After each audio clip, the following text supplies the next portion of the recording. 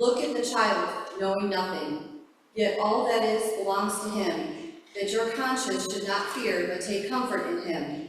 Doubt nothing. Watch him springing in the lap of the maiden. Laugh with him. Look upon this Lord of peace, and your spirit will be at peace. You will see how great is the divine goodness, which seeks above all else that you should not despair. Trust him, trust him. Here is the child in whom is salvation. To me there is no greater consolation given to mankind than this, that Christ became man, a child, a babe, playing in the lap and at the breast of the most gracious mother. Who is there whom this sight would not comfort? Now is overcome the power of sin, death, hell, conscience, and guilt. If you come to judge this gurgling babe, and believe that he is come, not to judge you, but to save you.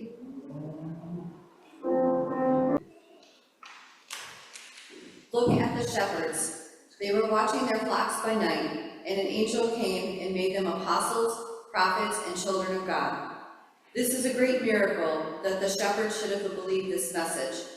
They might easily have thought to themselves, are we two shepherds worthy that the whole host of heaven should be marshaled for us, and all kings on the earth and the dwellers in Jerusalem who passed by? I know I would have appealed to common sense, and I would have said, who am I compared to God and angels and kings? It is an apparition. But the Holy Spirit, who preached through the angels, caused the shepherds to believe. They were so strong in the faith that they were worthy to be spoken to by angels, and to hear every angel in heaven singing a cantina just for them. This is a pure wonder that enters not into the heart of man. Our God begins with angels and ends with shepherds. Why does he do such preposterous things? He puts a babe in a crib. Our common sense revolts and says, could not God have saved the world some other way?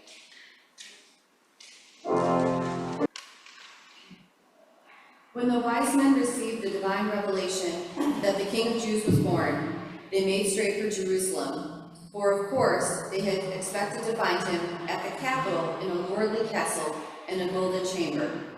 Where else would common sense expect to find a king?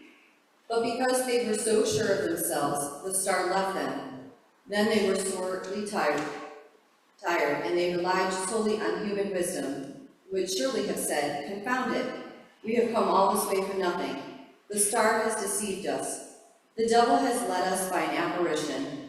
If a king had been born, would he not be in the capital and in a palace? But when we come, the star disappears, and we find no one who knows anything about him. Can it be that we foreigners should be the first to have news of him in the royal city? Everyone is so cold and unfriendly that no one offers to go with us and show us the child. They do not believe themselves that to them a king is born. Shall we come and find him? How desolate for the birth of a king. If a puppy were born, there would be some little stir, and here a king is supposed to be born, and everything is so still. Should not the people be singing, capering, lighting lamps and torches, bedecking the streets with roses and mayflowers?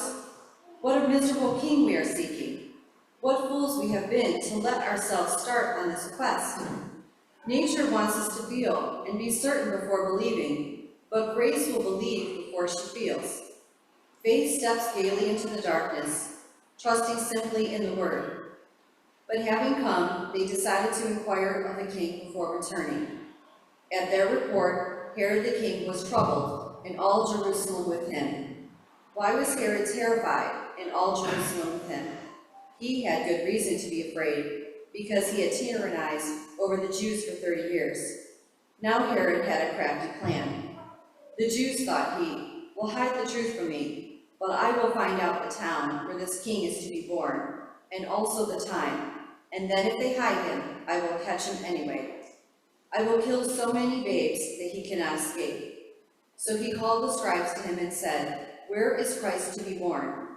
Then perhaps through fear, the scribes answered him that in the prophet Micah, it is written that he should be born in Bethlehem.